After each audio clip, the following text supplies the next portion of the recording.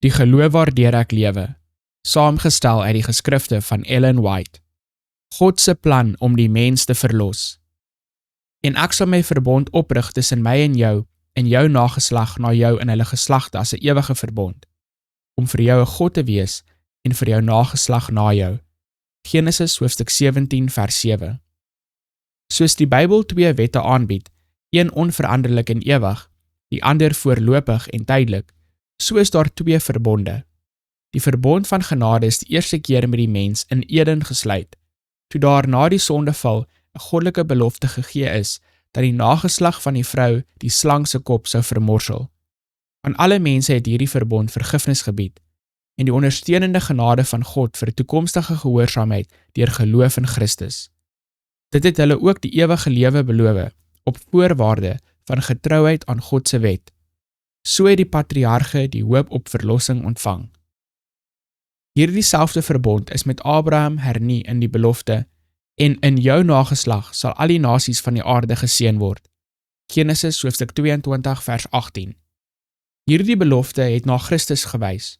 So het Abraham dit verstaan, en hy het op Christus vertrou vir die vergifnis van sondes.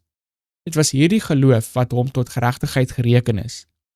Die verbond met Abraham het ook die gesag van God se wet gehandhaaf. Die Here het aan Abraham verskyn en gesê, ek is God, die Almagtige, wandel voor my aangesig, dan sal jy opreg wees.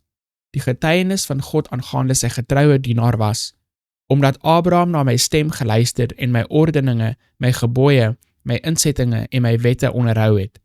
Genesis hoofstuk 17 vers 1 en Genesis hoofstuk 26 vers 5.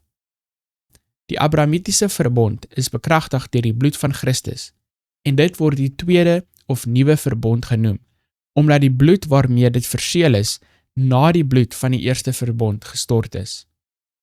Die genadeverbond is nie 'n nuwe waarheid nie, want dit het van ewigheid af in die gedagtes van God bestaan. Dit is hoekom dit die ewige verbond genoem word. Daar is hoop vir ons slegs as ons onder die Abrahamitiese verbond kom, wat die verbond van genade is deur geloof in Christus Jesus. Die evangelie wat aan Abraham verkondig is, waardeur hy hoop gehad het, was dieselfde evangelie wat vandag aan ons verkondig word.